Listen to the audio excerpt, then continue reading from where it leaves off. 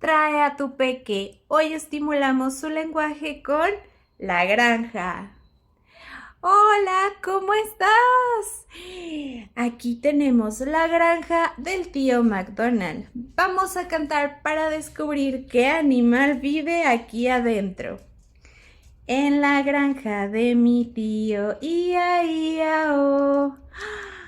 ¿Qué hay por ahí? Hay una vaca que hace ¡mu! Ia, ia, oh. Una vaca aquí, una vaca allá, mu aquí, mu allá, mu en todas partes.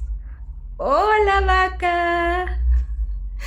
Vamos a ver un segundo animal. ¿Quieres ver? ¡Sí! En la granja de mi tío, ia, ia, oh. Hay un pollito que hace pío, ia, ia, oh. Un pollito aquí, un pollito allá, pío aquí, pío allá, pío en todas partes. ¡Hola, pollito! Muy bien, tenemos un último animal que vive en esta granja. ¿Quieres verlo? A ver, vamos a ver este animal. En la granja de mi tío, ia, ia, oh.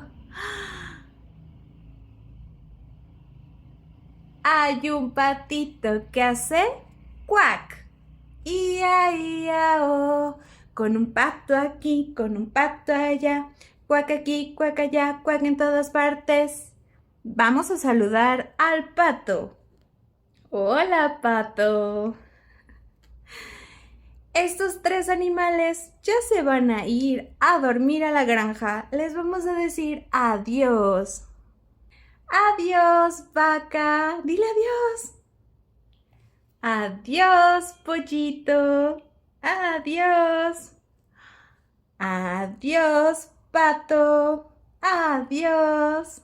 Recuerda que puedes descargar esta hoja de mi web para trabajar con tu peque esta clase de estimulación del lenguaje en casita. Y repítala muchas veces para que tu peque se aprenda el nombre de los animales y sus sonidos.